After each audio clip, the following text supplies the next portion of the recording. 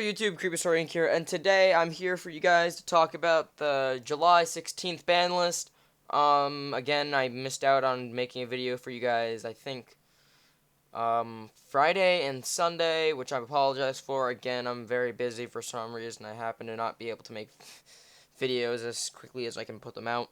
But I'm here for you guys today to talk about the changes to the ban list and whether or not I think it's a good ban list or a bad ban list. And I'm really excited to do this video because I have a lot of input to give on this ban list, and I hope you guys enjoy the video. So, first things first is that general release of rituals is now gone, which pretty much means that now the Ginlock is gone, which is a really big deal because people had to start playing around the Ginlock and figuring out ways to get rid of the Ginlock, and now they have room for in their side decks again, so they don't have to play cards that can get around the Ginlock anymore. Or people don't have to main deck stuff for that, so that they can start putting things they actually want to play instead of playing around one single part of a deck. So that's a big part. Also, the next one up is Lavolval Chain.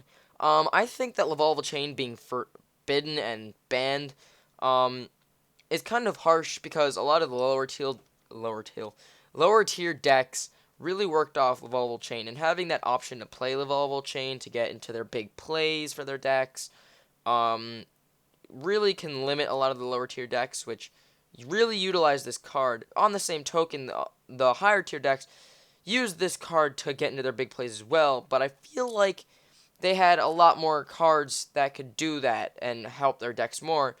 It's just that Lavolval Chain could speed it up a little bit more, but there are just lower tier decks that relied on the card a lot more than the higher tier ones. Like, what was it? Villains. Villains really relied on this card just to get their, Infernities engraved, their Stygians, I think? I don't remember exactly. To really get their big plays going.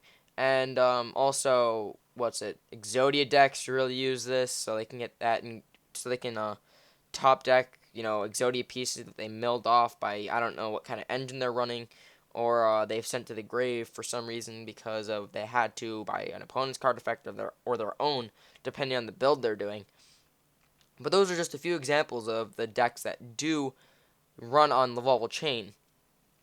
But I would have been okay with them putting it at 1 so that higher tier decks couldn't run as many, so that they couldn't get as quickly into their plays as they normally would using this card.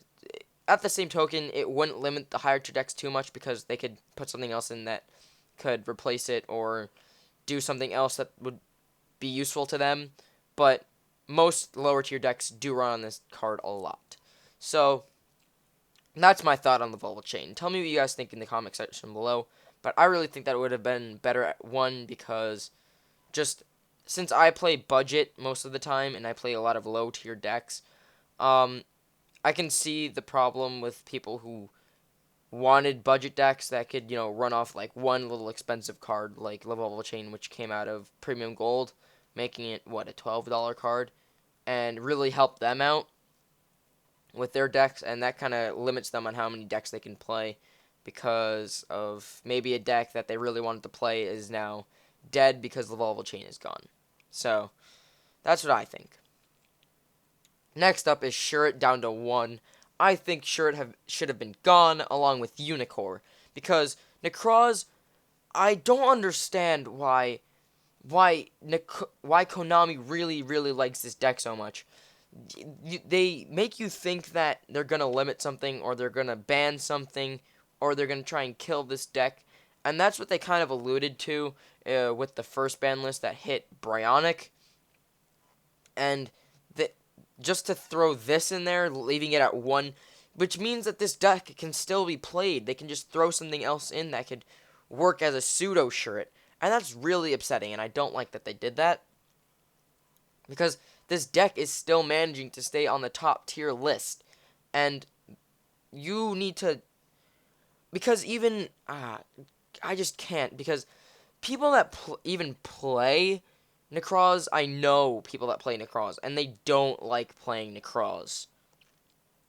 Like, they play it mostly for the wins, and even people who go to tournaments, like big ones, like Nats and all those stuff, like they don't like playing Necroz. Like from most people I've talked to who know people who play Necroz, they know that they don't like playing them, and then there's a very few percentage of people who do like playing Necroz. Um, but I wish that Shirt and Unicorn, or at least Unicorn at 1 and Shirt gone, I would have been okay with that, because that would have really hurt the deck to where it would be struggling to stay on the top tier list. It might even gone down to tier 2. And then even then, people who wanted to play it but it was way too expensive could try and give it a try even after all of these hits. It would probably go to like the tier 2 list.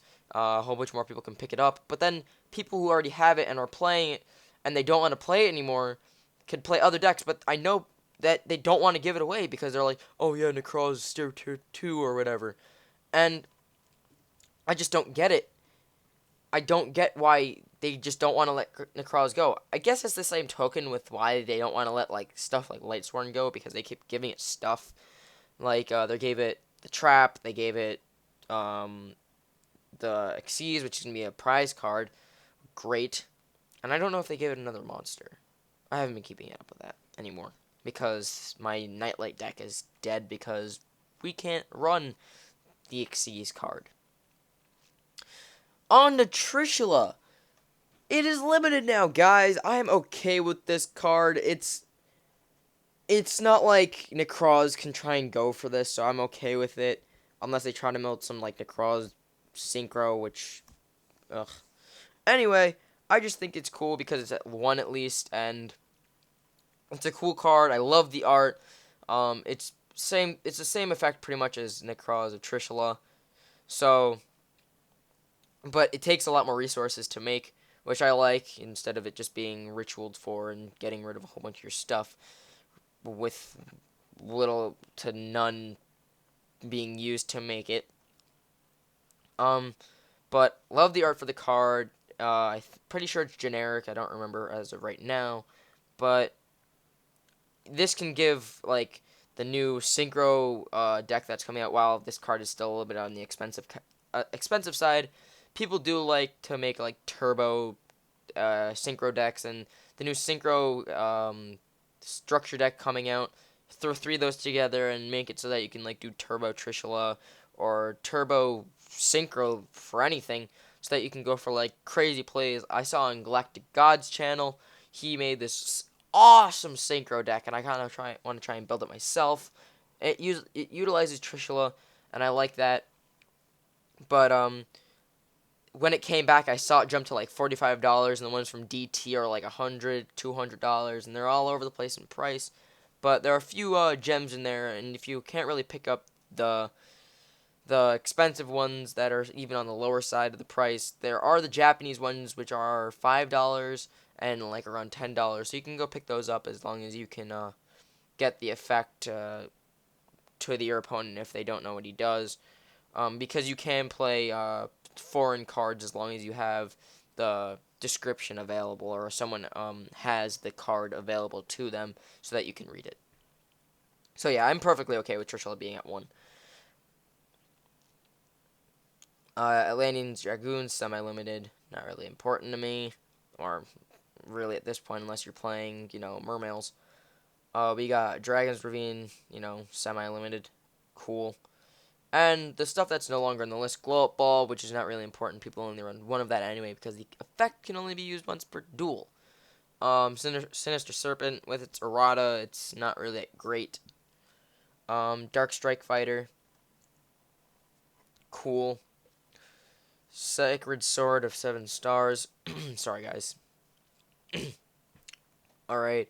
Temple of the Kings. I don't know. I'm pretty sure at one point there was a Temple of the Kings OTK or something like that. I haven't seen anything for it yet for anybody trying to build it.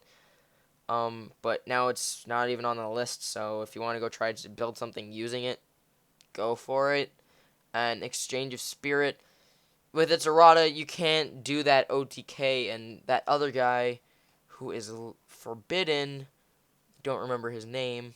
If you see his name in here, totally tell me it in the comment section below because I don't remember what it is. What is it? I don't even know. Whatever. Anyway, so that's the list. You can't even do the Exchange of Spirits OTK anymore because what's his face is gone. Um, because of the errata and all that. It was a stupid OTK. But anyway, thank you guys so much for watching this video. If you liked it, hit that like button as hard as you can and subscribe to my channel for more Yu-Gi-Oh! Gaming videos. And tell me what you guys thought of this ban list because I think it's fairly okay except for me going on and on about Ensure and Necroz not getting hit again, which is really, really, really annoying because Necroz should not be top tier anymore because they just seem to just be able to throw random crap in there and they still work. Anyway, hope you guys like this video. Again, like and subscribe. Go check out Yugobot's channel because I haven't seen him post in a while, but go check him out. He does have a couple videos on there, and they are insightful on some things and has some cool stuff on there. So, I'm going to head out, guys. Later.